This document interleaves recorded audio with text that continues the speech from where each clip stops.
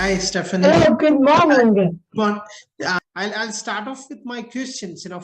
My first question is definitely about your book. Can you tell me generally about the book and why did you write it? Yes, first of all, thank you for your interest. My book will be available in English in November. So at that point, it will be widely readable because it is in English rather than in Italian. So my book is basically the result of 13 years of investigative work on the Julian Assange WikiLeaks case.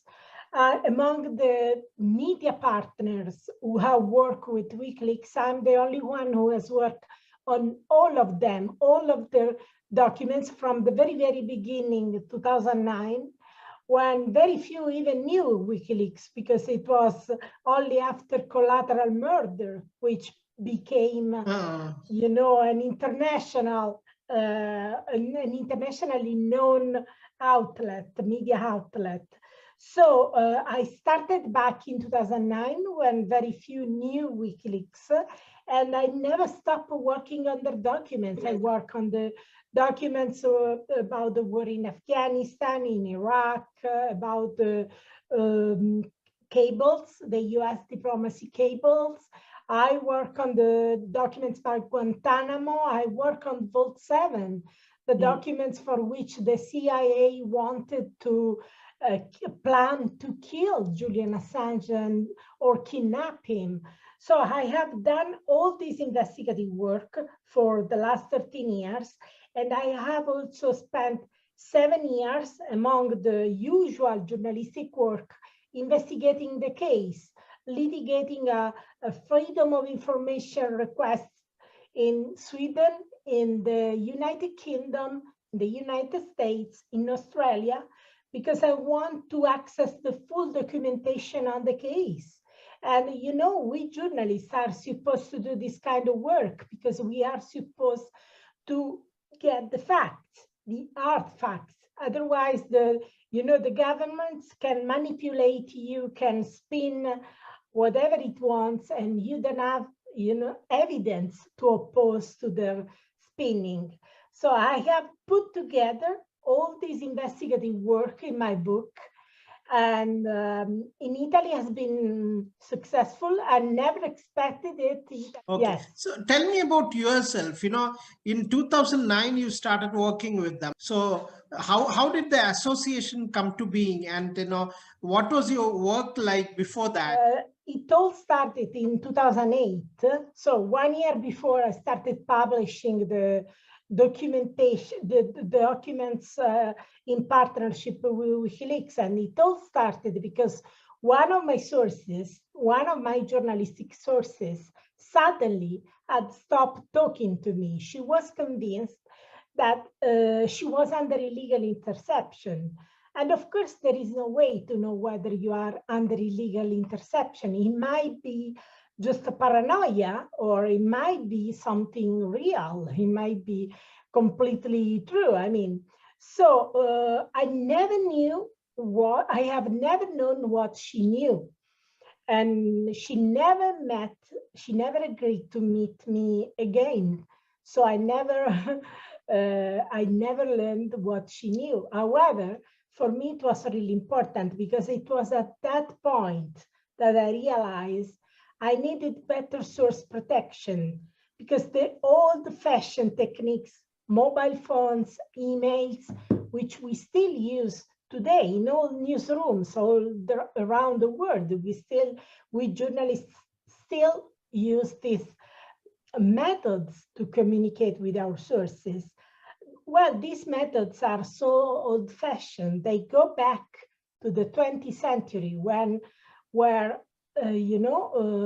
mass surveillance was not still in place. But today, with this mass surveillance, with the surveillance technology, very, very invasive, very, very aggressive, these old-fashioned techniques, mobile phones and emails, are no longer protected, are no longer suitable for communicating with highly sensitive sources. So it was at that point that I realized, well, I need better source protection because the old-fashioned techniques no longer work.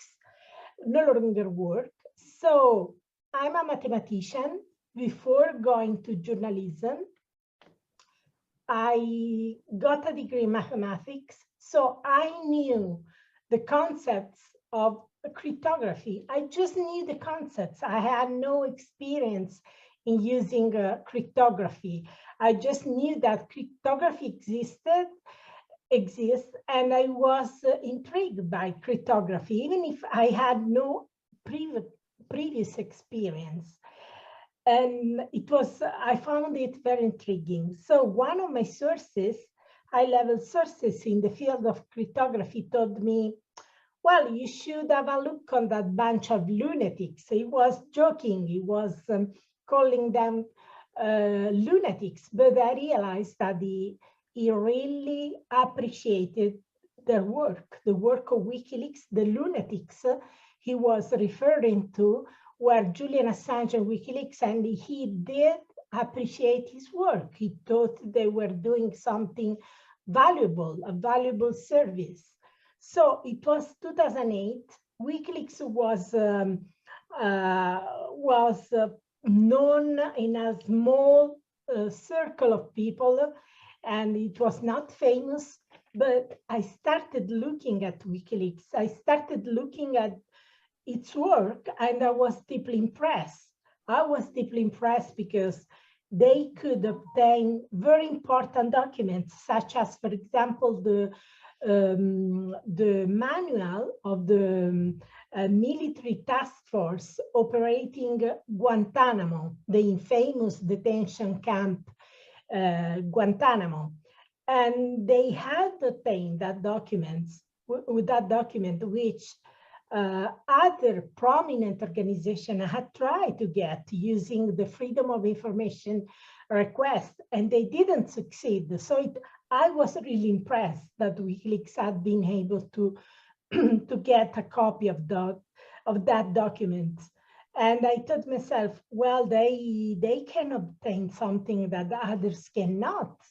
And I understood that these had probably had to do with the high-profile source protection, with a very good source protection they were providing. You know, at that time, back in 2008, you have to realize that there was no media organization providing source protection using cryptography. There was only one, WikiLeaks, and not even the New York Times, not even the Washington Post were using cryptography in a systematic way. But in addition to this, there was another thing that impressed me very deeply, and it was their courage, because they were not just able to obtain these documents like the Guantanamo manual, but they were also able to resist the pressure from the Pentagon, because the Pentagon had asked them to remove the document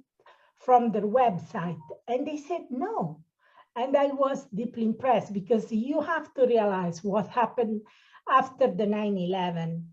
We had seen how the media were willing to, say yes to the intelligence services. They were willing to say yes to the Pentagon, to the military power. I mean, those were years where we had seen that, for example, the New York Times had refused to use the word torture for the torture, and it called enhanced interrogations. You know, those were years where the newspapers, the media were very, they were very, very timid. So I thought that it was really important to have a media organization providing such good source protection, and at the same time being brave. I like that bravery. I still believe that they have been very brave. They have published documents that no one dared to publish. Look at the CIA documents, you know, for which the CIA planned to kill Julian Assange and other WikiLeaks journalists. So, you know, my question is, you know, I wrote a brief article last year on Julian Assange when the trial was going on. And then immediately there was a response from someone who was a managing editor of Washington Post, who was my boss in one of the newspapers in India, that do you consider Julian Assange a journalist? That means he doesn't consider him a journalist. So how do you respond to such people? Well, I have no doubt he's a journalist. Of course he is. And he's a brilliant journalist, a journalist who had the courage to publish what very few journalists had the courage to publish. I mean, look at the documents, look at what he had revealed. And I was there from the very beginning, and I have seen how they work. And I have to tell you that that's definitely journalism. They obtain documentation, and they obtain such, you know, explosive documents because they have a good source protection, and they look at the documents, try to understand whether the documents are true or whether they are not genuine. So they do the verification process, and I can tell you absolutely they do this, and I was there from the very beginning.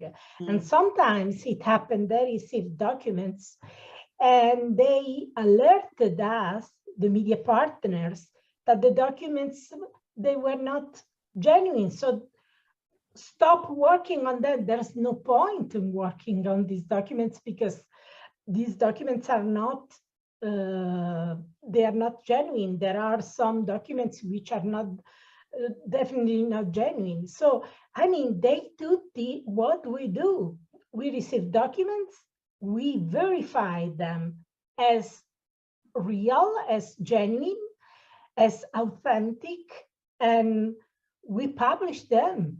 And in their case, they were so successful, they were so smart, Julian Assange and the WikiLeaks journalists. And when I say the WikiLeaks journalists, I want to insist on this. WikiLeaks is not just Julian Assange. WikiLeaks is a media organization with other journalists working on these documents. It's not just Julian Assange. So what they do is absolutely journalism. And they introduced this media partnerships, which have been copied by many. Look at the consortium of investigative journalism, which published the Panama Papers. They copied this model to provide impact, worldwide impact, and also to have local partnerships so that they can help to verify the documents. They can help understand the important stories based on their local knowledge. So I have no doubt, being there from the very beginning, I have no doubt that what they do, that what they have done in journalism, and it is a very, you know, smear campaign, the campaign which basically tried to depict WikiLeaks as a group of people dumping stuff on the internet. This is completely false. This is something to, you know, to try to undermine their professional credibility, their journalistic credibility, and it is completely false. And if you want a confirmation, you can just go through not just to listen to people like me who have been there from the very beginning. So we know what really happened because we were there, we were working there. But you have also to look at the famous, important, high-profile journalistic prizes they have won. Julian Assange has won the Economist New Media Prize, the Amnesty International Prize for the Media. He has won the most important prize for Australian investigative journalism, the Walkley Media Award. He has won very recently the Gunther Walraff, the prize named after the famous German journalists. And they have worked a major prize here in Italy, in Spain, everywhere. He has won the Martha Gellhorn Prize in the UK. So, I mean, there is no, it's just a campaign, a campaign to depict him as a reckless human being, a man who put in danger human lives when after 12 years, if you look at these publications for which he risked 175 in prison, precisely the documents on the war in Afghanistan, in Iraq, the cables, the documents on the Guantanamo detainees, if you look at them, they were published 12 years ago, and the US government immediately accused him and WikiLeaks of putting lives at risk. Well, 12 years later, after they were published, they haven't found a single victim. They haven't found a single person who had been killed, who had been injured, who had been put in prison. So this is a campaign. Then there was the rape campaign.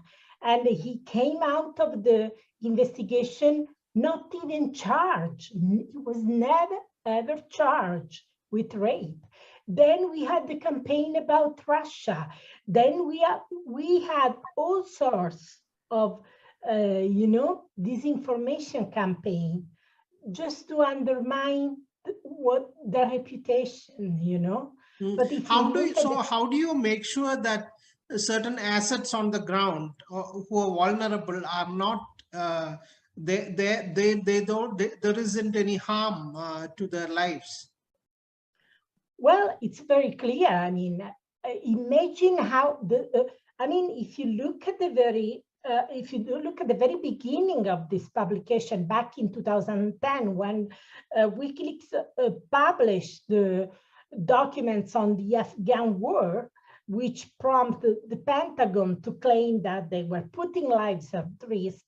Well, from the very beginning, after they published these documents, hundreds of intelligence analysts from the CIA, the NSA, the Pentagon have analyzed these publications. I believe that there is no media organization which has put under the radar screen as WikiLeaks. They have established task force by the Pentagon, by the CIA, to analyze the impact of these publications. And during the Manning trial, the trial of the source, Chelsea Manning, I mean, the head of the task force, the Brigadier General Robert Carr, was called to testify back in 2013 before the Marshall Court. He was called to testify, and he clearly testified that he was unable to find a single victim. And that was in 2013. 9 years after, they have been unable to mention a single victim. So, I mean, if after 12 years, the Pentagon and the US government have been unable to bring a single example of a victim, of people who were killed or were injured or were put in prison, well, I mean, you can imagine how hard they have tried to find a single victim. If they had just found one, it would have been publicized. It would have been, you could have read something like hundreds of articles on it, and they didn't. They went to the extradition process unable to mention a single example of person who had been damaged, who had been put in prison, who had been killed, who had been injured. So, I mean, clearly there are no victims. Otherwise, if there were, they would have publicized all around the world. And in this model of journalism, which, you're not involved in felling trees because, you're not coming out with print and things like that. It's mostly WikiLeaks is online. So in this kind of journalism, in this model, how important is hacking? How important is the collaboration between traditional forms of news collection and hacking? Well, you have to realize that the problem is not really hacking here, because he risks 175 years for documents which are the documents on the war in Afghanistan, in Iraq, the cables and the documents on the Guantanamo detainees, which comes from Chelsea Manning, one of the most important sources of all times, one of the greatest journalistic sources of all time. And she paid such a huge price. She spent initially 7 years in prison, in a military prison, and she tried to commit suicide twice. Then she was put in prison again when Trump tried to get her testified on Julian Assange, and she refused to testify before the grand jury. And she spent another year in prison, and she tried to commit suicide for the third time. I mean, if you look at the story, I mean, we should not talk about hacking. First of all, Julian Assange is in serious troubles and he risks his life, not because he hacked, but rather because he published these documents coming from one of the greatest sources of all times. And she had the courage and the integrity not to look at the other side when she realized that these documents were providing information on war crimes, on torture, on extrajudicial killings by drones.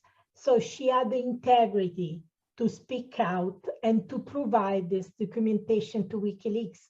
And he had the integrity, he and WikiLeaks had the integrity and the courage to publish them.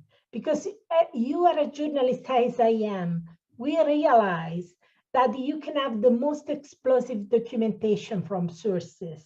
But if you don't have the integrity and courage to publish them, it's a nothing, you know. If you put these documents aside because you realize it's too risky to publish them, you can have the most explosive documentation, you know. So here is a story. The whole WikiLeaks story is not a story about hacking. It is a story about the fact that this power, which I call the secret power, the highest level of power, the power which basically is unaccountable because is protected by state secrecy.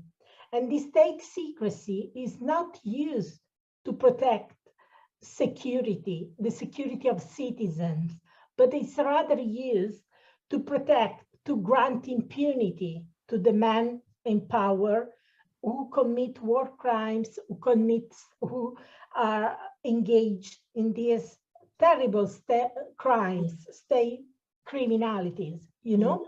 So the whole story, when I'm told, well, this is a complex case. You have to understand the Espionage Act, you have to understand this and that.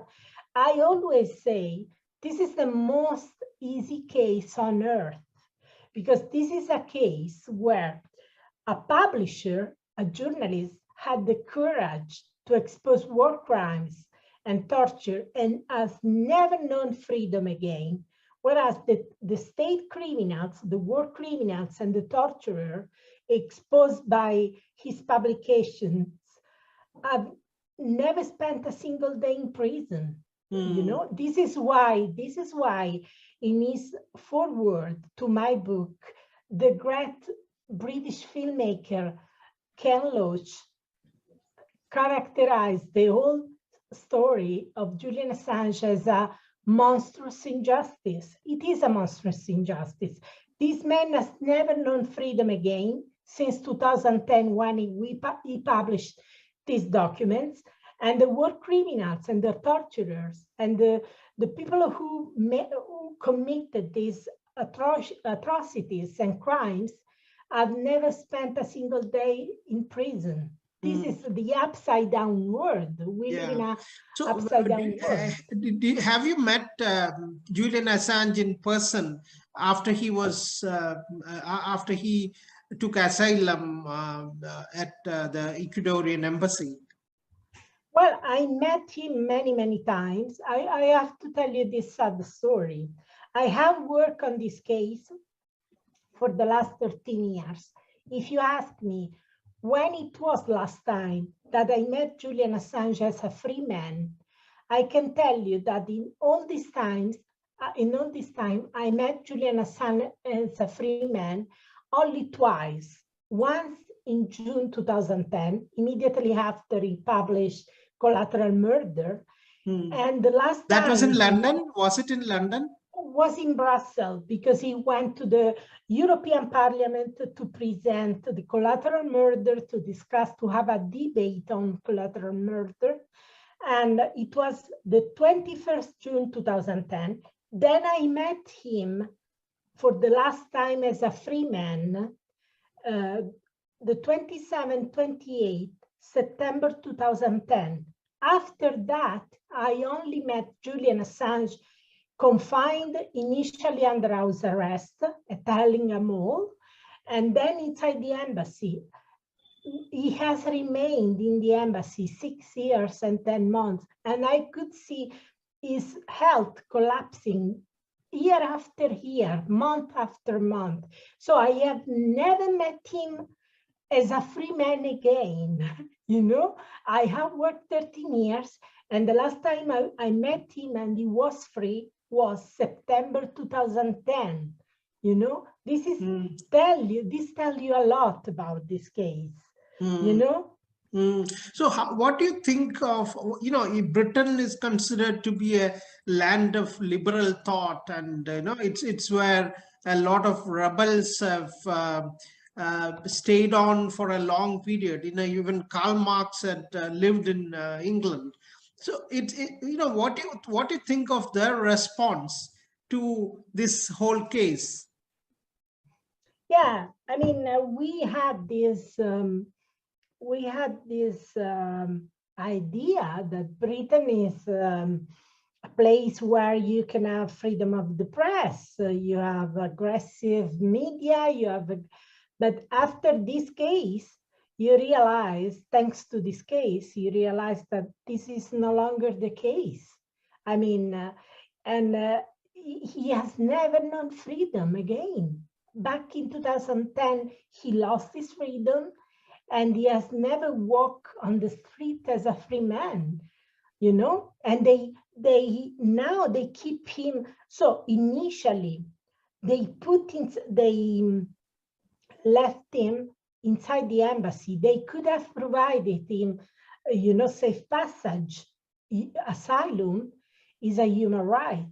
So usually you provide a safe passage to those who ask for asylum, obtain asylum, and they have the right to enjoy asylum because it is it is a human right according to international law. And the UK government has always refused to provide a safe passage. Not only that, they have refused to acknowledge what the UN Working Group on Arbitrary Detention established. The UN Working Group on Arbitrary Detention established that he was arbitrarily detained, and that Sweden and the UK were responsible for his arbitrary detention. Usually when the UN Working Group established that an individual is under arbitrary detention, you know, the Western country immediately called the nation responsible for their detention to free the person, to provide freedom, and to usually even compensation.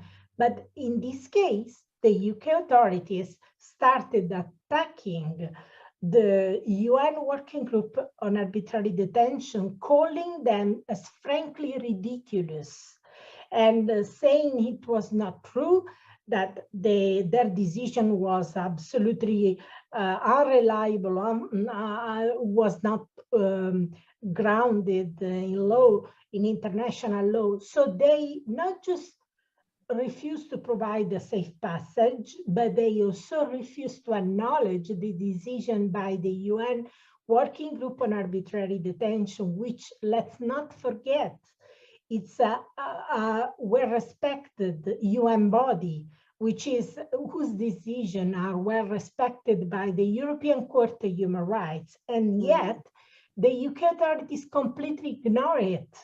Then it came the UN Special Rapporteur on Torture, Nils Metzer, and he did a truly excellent work.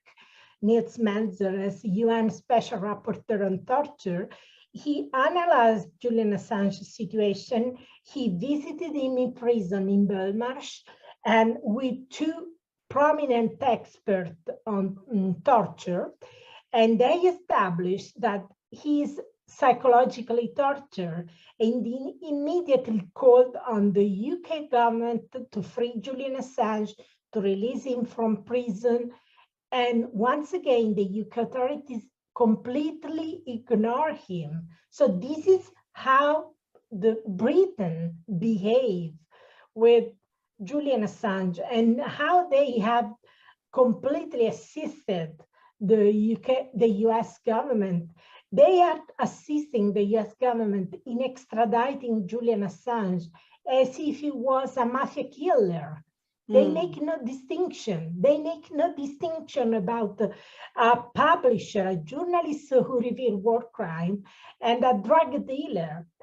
They are behaving as if the US is asking for the extradition of a drug dealer or a mafiosi or something like that. They make no distinction. This is appalling. This is absolute, and it is a very sinister attack on the freedom of the press to reveal state criminality at the highest level, and on the freedom of the public to learn about it. This is not just a, let me finish with this. This is not just a case about journalists, about us. This is most a case about the public, the right of the public to know about what the government is doing when shielded by state secrecy. Yeah. Do you have any expectations from the new Australian government? I do. I hope that the new Australian government will behave in a completely different way with respect to the old one. I have been litigating my freedom of information case in UK, in US, in Sweden and Australia.